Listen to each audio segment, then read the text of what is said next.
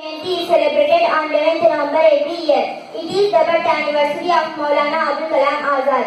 Abul Kalam Azad was born on 11th November 1888. His real name was Abul Kalam Ghulam Muhyiddin. His father's name was Maulana Khairuddin, who lived in Bengal. His mother's name was Alia, who was an Arabian. Maulana Azad was a journalist, author, poet and philosopher. He started to publish the newspaper Al-Hilal.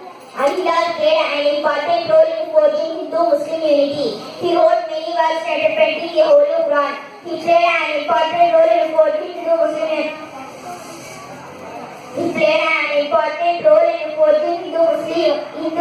unity. He wrote many works interpreting the Holy Quran.